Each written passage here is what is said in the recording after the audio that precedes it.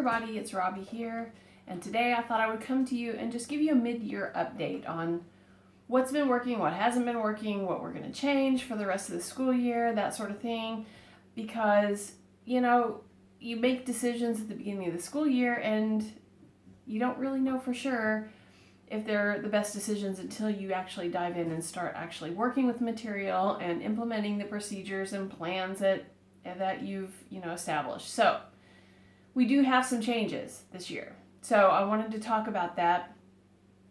So the first thing I think I'll talk about is the morning basket. Now, if you're familiar with my channel or you subscribe to it, you've probably never seen a video on a morning basket.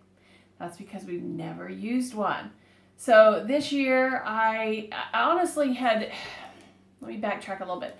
I had honestly not really, it's not that I was against a morning basket, I just had never thought that it would really benefit our family.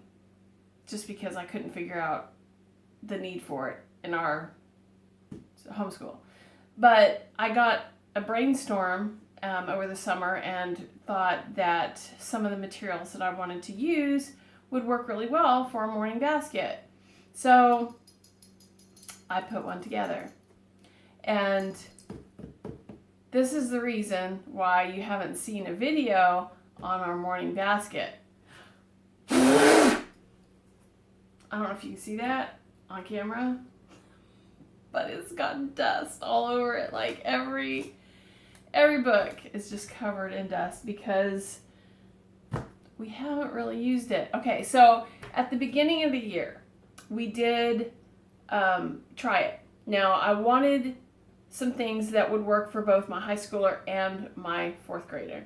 So we would come together, we would pray together, we would start our day, we would go through several of the things that I thought would work for both of them. Then my high schooler would go on, and then I would usually continue with a few other things with my younger son. And the problem is it's not that it didn't work, actually. It worked really well. It was a really wonderful part of our routine for about 2 weeks. And then it just completely fell apart because I don't know why. I guess because number one, we didn't do it long enough to make it a habit. Number two, we're not morning people, guys. I'm just sorry to say we're not morning people. And so trying to get everybody together early enough to make this work just wasn't happening. So instead of doing this, we would just dive into our subjects independently, me with my younger one and my high schooler on his own. And that way we wouldn't be doing school until, 6 o'clock at night, right? So that's why the morning basket has dust all over it. Now, this past week, I decided we're starting it again because I missed that part of the routine and I want to get started earlier, okay? So we have been doing a small version of this morning basket. Now these are materials, there's quite a bit in here, and these are not things that I had originally intended for us to do on a daily basis. Sorry, there's like dust and animal hair flying around. Yes, we have animals. But anyway, I just wanted these materials sort of grouped together so that I could pick and choose from them. And I will say that what we've used so far out of here has been a really good choice. I'm able to captivate and keep the interest of my older son and my younger son. I've been able to make this work. I'm going to continue with this. I'm going to have to do a follow-up video on it because I don't want to go into that much detail with it here. But anyway, if you have had morning basket failure, please leave a comment below. Let me know I'm not alone. I think I'll try to focus on what we're doing that we're changing up front in the first part of this video because to me that's the most interesting part. Why are you making changes? What'd you do? Why didn't it work for you? What are you doing? I want to know. So that's what I'm doing. Okay, so Spanish. Spanish is going to have to be put aside for now. I got this program to kind of not supplement, but as an introductory to Spanish, because we do have the level 2 sing-song Spanish. I can't remember if that's what it's called. I'll correct myself up here if I need to, but this I found secondhand, and it just looked really intriguing. And I'm going to say, it's actually a really good program. The problem is my son's not retaining it at all. And the only way he's going to retain it is if we work together on it, and we learn it together, and we practice it together. He's not an auditory learner at all. It's his weakest learning style. And there's a lot of auditory learning that takes place with this program, and really with any foreign language. I mean, obviously you need to listen to people speak it. You need to hear how it's pronounced. There's just a lot of auditory learning that takes place when you're learning a foreign language. This is actually really good. So I may have to rethink the whole morning basket thing. If I want to incorporate this back in, I may have to substitute some of these other things that I have in the morning basket and make this a part of it, and we sit down and learn it together. But for now, I just have to put it aside. He was enjoying it, and we got through 2 CDs on it. It's a program that has a CD component and then a book component that goes with it. I'm not going to go into full review, but he got through 2 CDs, and so I started kind of quizzing him on some of the previous material that was learned, and he didn't know any of it. So we scrapped this for now. Bible. Now, this is a 3rd grade course. We didn't finish it last year in 3rd grade, so we were just going to continue with it this year, and we still have not finished it. And it's not because we don't enjoy this. I love this curriculum. But I mentioned that last year we focused heavily on Bible quiz. And Bible quiz is something that's offered through our church. It requires a lot of scripture and or Bible fact memorization. It's pretty intense. There's over 500 and some questions that they have to memorize. And every year they repeat the same questions. So it's not like every year they have 500 questions they have to memorize. That's not how it works. They build on what they've learned on previous years, and they get better and faster. And then eventually they memorize the questions, so they can literally buzz in early, finish the question, and then give the answer. So that's what we've been focusing on. So he gets tons of Bible through that. So I'm not sure what to do with this. I think we'll probably finish it still. And we haven't really been doing the devotion either because it was part of the routine. So what's been happening instead of actually having formal Bible curriculum is we've been doing the Bible quiz, and then he has been also reading these. If you're familiar with the Action Bible, it's a graphic novel Bible. So it's a Bible written in graphic novel format. And he read that thing cover to cover 3 or 4 times. So this is a series, a 3-volume series. It's the same principle, but it's like the Action Bible on steroids. So it's a graphic novel, the Bible written in graphic novel format. You've got 2 volumes for the Old Testament and 1 volume for the New Testament. And it just covers a lot more information. And so as much as he loved the Action Bible, we decided to buy these for him, and it was the best investment we have made, truly. He has read these all the way through already. He got these for Christmas.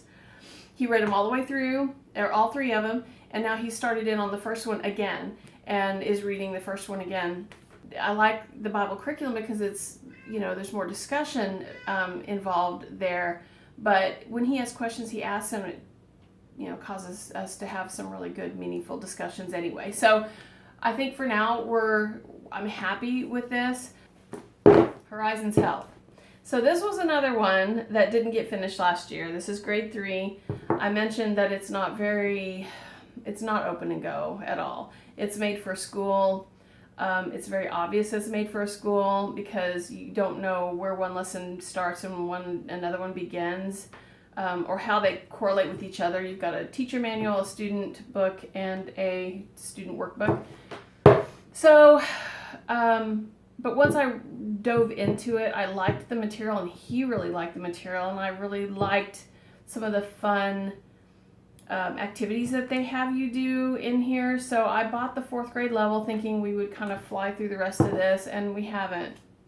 Not because he doesn't enjoy it, but because it's sort of fallen into the morning basket syndrome. It just hasn't been given a priority because we don't seem to get started early enough to incorporate all of these extra fun things. So I may have to, again, this may have to become part of the morning basket, as I'm trying to diligently start having the morning basket as part of our routine again. I may have to pull some of the more fun things that I had in there and substitute for some actual course curriculum. Handwriting. So we decided to try the Good and the Beautiful handwriting this year. We've been using Zahner Blosser, and it appears to be that they're using the same font, the more traditional font for their cursive. This is from the Good and the Beautiful. I mean, I could not turn down the price. I did buy the digital copy and then print it myself. I use these discs and the hole punch for the Happy Planner system, the ARC system, to do these, and this has worked out really well. I got a level that would kind of force him to start writing smaller and to space closer together, and that's been the biggest issue. I think it's going really well. They incorporate some drawing in here, and he's really enjoyed it. So I have no complaints about this. We're just going to keep going. We're not going to finish this year. We'll just keep going with it because it's a high enough level that we can just continue with it until we finish it. So if you watch my video as to what we're doing for what we had chosen to do for 4th grade, we're doing more BJU this year. We had started the reading, the BJU Reading level 4 last year, knowing that we probably wouldn't finish it and it would just continue on through this year. We have still yet to do one lesson. He reads at a really high reading level. He reads chapter books with his history curriculum. He reads chapter books on his own. He reads the Action Bible. He does a lot of reading on his own. It's not really the same because there's a lot of skills in here that they teach relating to the typical literature stuff, the main idea, the beginning, middle, end, the character development, all of that kind of stuff. So again, this is morning basket syndrome. It just hasn't been happening, and we rely a little too heavily still on the Reading Express, which covers the same thing, but he's not getting that interaction with me by doing it. And so I still want to do this. My fantasy self wants to do this. My fantasy self loves this, but yet it still doesn't get done. So we'll have to see. We'll have to see how it goes. I hope to do this. I hope to bring it back into our homeschool, but we shall see. You can only do so much in a day, right? Okay, so grammar. Again, referring back to the video from the beginning of the year, I had said that we were going to do BJU English for both grammar and writing. And I had wanted to do that because I was trying to simplify the language arts. I was trying to cut down the amount of time it was taking us to complete language arts every day. And so because they alternate grammar and then writing and then grammar and then writing, I thought if we focused on one at a time, then we would, it would cut back on the amount of time that we were spending every day on language arts. Well, okay, so this is the level 4. We made it through 2 units, and then I've laid it aside. So also in that previous video, I mentioned that I had run across a writing curriculum that I was really, really intrigued by called Writeshop. And because it incorporates a lot of fun into the learning process when it comes to writing. They have a lot of pre-writing exercises that are fun for the kids to do, but yet bring home certain important points when it comes to what they need to learn in order to be good writers.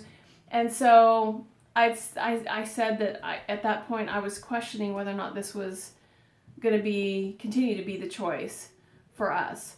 And so I tried doing both because I just wanted to see which one we preferred. And I think this is just going to have to be set aside for several reasons. One, it focuses heavily on sentence diagramming. He was not getting it. He was getting frustrated with it. He didn't learn grammar using any kind of sentence diagramming. Number two, it moves really, really slowly with regard to teaching grammar, and he's not used to that either. We're used to easy grammar, which goes very fast through grammar. I'll talk about that briefly in a minute. I have a full review on easy grammar too, and I'll put that video down below if you want to see it. But then when it got to the writing, it was the opposite. There was not a whole lot of instruction related to how to write, but it was more or less just, this is your brainstorming sheet, and then write your personal narrative. And I will say the assignment went well. We didn't struggle with it. It just took a long time because he'd make it through about a paragraph and then he was done. So where this assignment was supposed to be, it ended up taking us a lot longer to complete the assignment than what it should have in terms of, the time that they allot for this. I think there's 16 units in this, and each unit is about 2 weeks. So it took longer than 2 weeks to finish his personal narrative. Now, mind you, it was a story that was long, and that was part of it. But could we do this? Would it be successful? Yes, we could do it. It would be successful. But I didn't feel like he was getting enough grammar, and I don't want to beat the whole sentence diagramming into the ground. I loved some sentence diagramming. I had fun with it. He wasn't getting it, and I didn't really want to, continue to beat a dead horse related to the sentence diagramming. So we did go back to the easy grammar, and I've got a full review of easy grammar already on my channel. I will link it below if you want to see that. But easy grammar just takes a totally different approach to teaching grammar. It moves a lot faster, but it's not too fast. It's called easy grammar because they teach it in a way it's really easy for kids to learn. I can't even explain it. For instance, prepositional phrases, they cover almost from the very beginning. And because of that, and you're able to eliminate the prepositional phrases from your sentences and then easily find the other components. So we went back to this. We had to relearn a lot of things because he had forgotten, because it wasn't getting covered in the BJU. In fact, I looked in there and it doesn't even cover prepositions at all in the 4th grade level. So anyway, we've come back to this. It's working out really well. We're going to continue to do this. The other thing that we did for grammar was the daily paragraph editing through Evan-Moor, and this has worked out beautifully. We did it last year. I have a review on that. I think I might have even included it in the grammar video. I can't remember for sure, but I'll link it below if you want to see more about this. But they give you 1 paragraph a day to edit. You have to find all the mistakes, and it just not only helps you recognize mistakes within what you're reading, which translates over to being able to correct mistakes in your own writing, but it also reinforces the grammar that you've learned and gives you practical application for it. So we love this. We'll continue to do this. We did 2 paragraphs a day last year. We've cut it down to 1, again, trying to simplify a little bit. So we have a lot left in this. We'll probably continue it next year. I already have 5th grade, but unless it gets too easy, we'll just continue this for next year because I think it'll be fine. Okay, spelling. I went to BJU Spelling for this year because we had been previously doing Spelling UC, and I just felt like it worked beautifully. We loved it. And I mentioned in the video at the beginning of the year when I talked about our curriculum choices that I just felt like it wasn't giving him exposure to words that he needed to be getting exposure to. It seemed like he was misspelling words he should have known at this level, but yet he was flying through the Spelling UC with no problem. So I switched to this because I felt like Spelling UC was thematic. Every book, every grade level has a different theme to it. And so because it's themed, there's just going to be a lot of words that wouldn't be used in those paragraphs that they were using. And so I'm really glad we made this switch. I figured he'd probably be between this level and level 5, and that's pretty much exactly what I found. So we skipped probably the first 10 lessons or so. And if I look at a list and I think it's too easy, I may quiz him on a few of the harder words in the list. If he knows how to spell them, we just skip it. And so we're actually almost done with this particular level. We're now at the point where most lessons we do, we don't have to skip. We skip one here and there, but for the most part, he's at the right level for him. And do I think he learns spelling better with this program? I'd have to say no on that. I think he learned spelling better through Spelling UC when it comes to misspelled words at the end of the lesson. So where he probably wouldn't get any wrong in Spelling UC, he might miss one or two here and there with this. But it's giving him the exposure to different words, which is what I wanted. And it also teaches dictionary skills and word sorting, and it gives them the opportunity to use the words in sentences, so it focuses on vocabulary, which honestly Spelling UC did in a way too, because it used the words in context within a paragraph, and so they get to see how it is used and they get the vocabulary through context. So for the most part, I think it's a good fit. We've enjoyed it. He really likes it. He says he likes it better than Spelling UC, which surprised me because he seemed to like Spelling UC just fine. Geography. So I really wanted to focus in on U.S. geography this year since we're doing U.S. history. And I mentioned that I had purchased this from Confessions of a Homeschooler. It's a digital download. You have to print everything out and organize it. It's quite a bit of prep, honestly. And after I got it all set up and I was looking at it, I mentioned in the beginning of the year curriculum video that we might have bitten off a little more than we could chew by adding this in, and I have to say that that has been the case. They go in depth into each state. You have fun activities that you do with it. I think this would have to be done in lieu of history, or they built in a history curriculum into this if you use those the series of books, like if you lived during the Civil War, if you traveled west on a covered wagon, if you lived during the Underground Railroad, that kind of thing. So they've built some history into this curriculum. We haven't been using that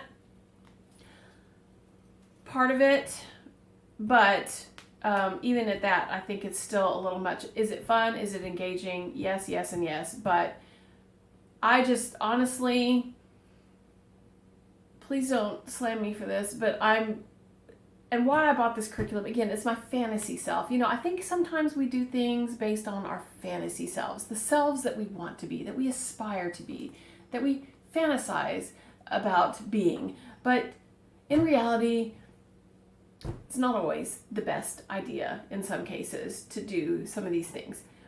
We need to be realists, right? So personally, I am not that teacher that feels like we need to know everything about every state. We don't need to know the state bird.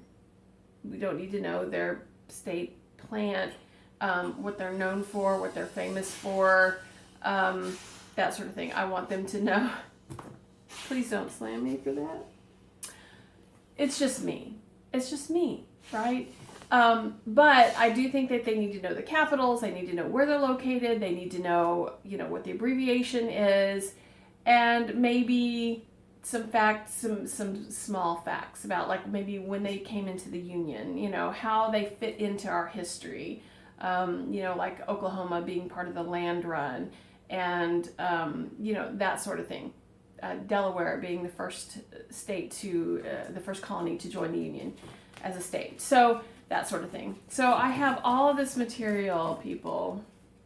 I have the teacher guide all printed out. I have the student notebook all printed out. I even bought an atlas, which we'll use, right? But I don't know. We'll have to see if I decide to dive into this deeper and try to finish it out. So this is the Writeshop that I was talking about earlier. So far, so good with this. I really like it. The only drawback to this is the prep. There's a lot of prep with it. But Do I think it's worth it? Yes, I do think it's worth it. I will do a complete review on this and walk you through it and talk about how we've organized it, what kind of prep is involved, because it would take too long to do that here. But just suffice it to say that I think this is a good fit. So for history, we're still doing Notgrass, American history. We started this last year. We are still not halfway through this thing. I'm just, again, the electives, I tend to be very, very focused on math and language arts. And there are days that we just don't get to this. And he has 1 day a week that we do fun school on Fridays. We have 1 day a week that he does a drop-off program. And then we have 1 day every other week where we do a co-op. I decided to try the co-op because it was local. The drop-off program is about 30 minutes away, and it's kind of pricey. He loves it though, but I kind of wanted to get into a local co-op so he could meet some kids that were closer to his age. And he loves the co-op. And so I asked him if, he had to choose between the two, which one would he choose? And he just looked at me and goes, I am not going to choose. I like them both. And so we may be stuck doing this thing, both the co-op and the drop-off program. So it means we really only have 3 solid days a week to do formal curriculum. And it's fine. He's on target. His math and his language arts are actually above grade level, so it's fine. Except that I'm not getting through some of this other stuff, like the history. I did not want to be doing American history again next year.